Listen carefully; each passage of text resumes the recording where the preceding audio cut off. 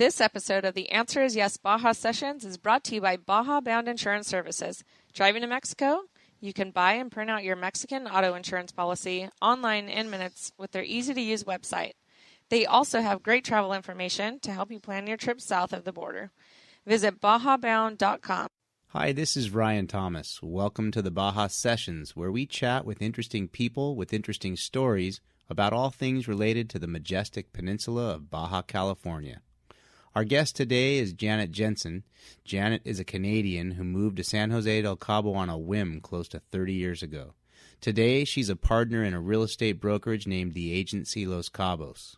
Sit back and relax as we discuss everything from the Local Cabo Symphony to neighborhood beach gatherings, and of course, a little about the current real estate market in Los Cabos. Hi, Janet. How you doing today? Awesome, Ryan. Great So, to hear your voice. Yeah, we're not going to try to hide the truth here. Janet and I know each other. We've known each other, now, I got to say, it's probably almost been 20, at least 15 years. Yeah. I think it's a little more than that. But anyway. Let's not get too far into that. I don't want to give anybody's ages away. Yeah, exactly. So Janet is talking to us from the southern portion of the peninsula down in the San Jose del Cabo area, I'm assuming. Is that right, Janet? That's right. In fact, I'm sitting in Villas del Mar in Palmilla, which is just on the corridor outside San Jose del Cabo, at a photo shoot. One of the listings I have. One of the listings I have is beautiful terraza, that second row overlooking the Sea of Cortez. Perfect timing, Ryan. I mean, really, this is amazingly perfect timing. Well, we should be doing video so we could see what your amazing view. And if you haven't figured out, Janet is a real estate broker. And as she said, she's at a photo shoot right now for a piece of property that I'm assuming, is listing and selling, yeah? Yeah, we've got it listed. It's a relatively new listing. It's a 4-bedroom, 2-level, second row villa, freestanding villa, and it's amazingly priced at $2,195,000, and it has easy beach access. Anyway, yeah, it's in Villas del Mar or Villas del Mar. It depends where you're from in the world what you call Villas del Mar, but it's houses by the sea. $2 million sounds like chump change. Yeah, we're seeing some interesting changes since you lived in Cabo in the market, especially in the upper end.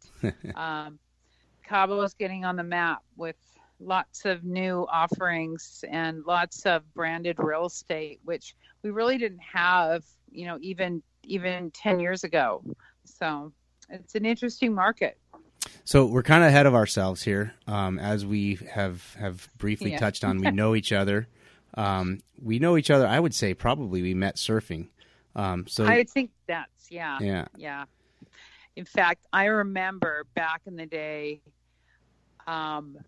we would all surf and we would do surf contests down at Zippers. Remember when Eric from Gringo Hill used to put on those Grom surf contests? Oh, yeah. And we would all judge them, and then we'd have, little campfires in front of CJ, who lives at Zippers still.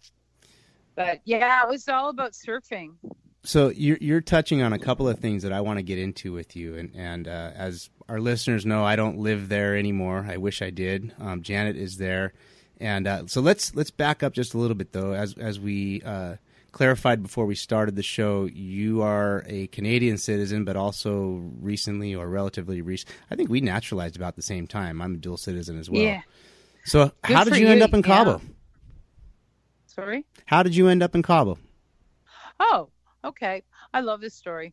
So I was living in southern British Columbia, just outside of Vancouver, in an area called White Rock. And my dad and his wife kept going to Mexico on, I think it was Sunwing or some kind of charter from Canada. And they come back and they go, oh, we've been to this amazing place called Cabo or San Jose del Cabo, because that's where they used to stay.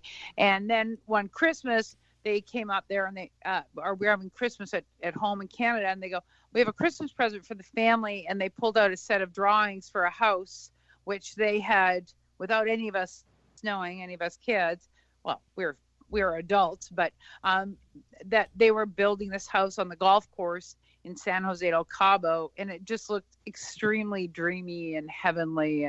And we all came down and celebrated a holiday. I can't remember which one. I think it was 1992. It was just after we'd had a big rain here. And the second the plane door opened and I walked on the top of the ramp to walk down, and I hadn't even really seen the ocean. It was something in the air, or it was something that just wrapped around my body and said, you're going to be here for a long time one day. So I went, we had a great couple of vacations. I came down a few times, had an extended stay in 1994, and then just packed my bags, broke up with my boyfriend, sold the real estate I had in Vancouver, and drove down in a 1976 Ford pickup truck by myself. And I think I had $10,000 Canadian to my name. And the rest is kind of history. And that was in 96 I drove down. So the rest is history, and $10,000 to your name, and you've now parlayed that into a pretty successful real estate career. You are, I would say, an avid surfer. I haven't surfed with you for a long time, but you're also, to kind of go off the chart here, is it a trumpet? Or basically a horn, all horns blower. Trombone. Yeah, okay. Tell me about the trombone. Yeah, that's the trombone, the one with the slide. And my sister plays trumpet and my other sister plays sax. That's a whole other issue there. But because they're pros. I'm just an amateur, and I still love. I play with a local symphony.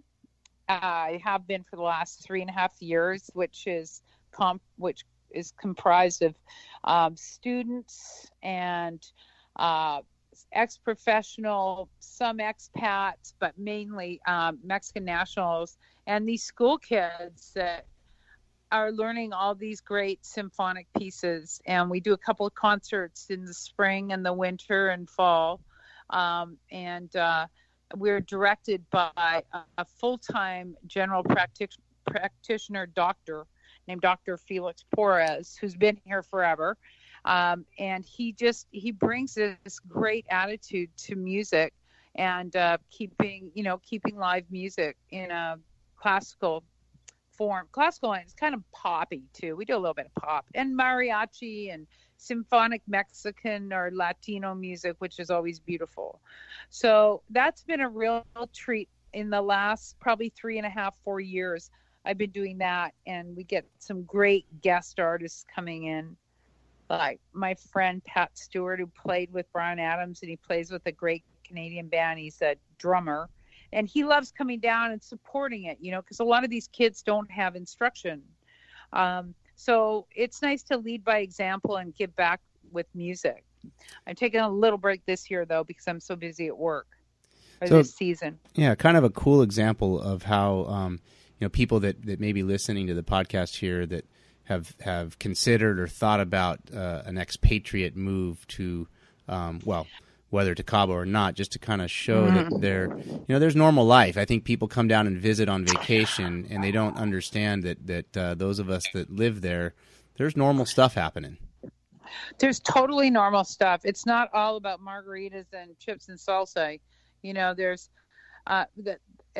so many different genres of hobbies or, things to do. Everything from pickleball to culinary groups, to music and more culture. What we're seeing, more education and culture, and even through the homeowners, which is instigated. For example, Carencia has it, which is a private golf course very close by to where I am right now. I went to a luncheon there today, and they had a speaker at the luncheon talking about real estate changes in Mexico and how both new presidents, without getting into that, how the new presidents, both of Mexico and the United States, or newer, have how it's affecting our economy here in the Baja and here in Mexico. And it was really interesting. Yeah. It was so people are coming down, and not just sitting back and, sipping margaritas under an umbrella all day, or just golfing, or just surfing, or just, of course that's the main focus, but people want to learn about Mexico, and it was really interesting. So all kinds of stuff going on. So yeah, as a very plugged in member of the community there, which I'm assuming you still are, you were very plugged in when I lived there. And because of the job or the business that you have, it's important to maintain those networks and build them, and be involved in the events. Can you, I'm remembering we did some really cool fundraisers for the Humane Society. I remember there was a big tennis tournament there.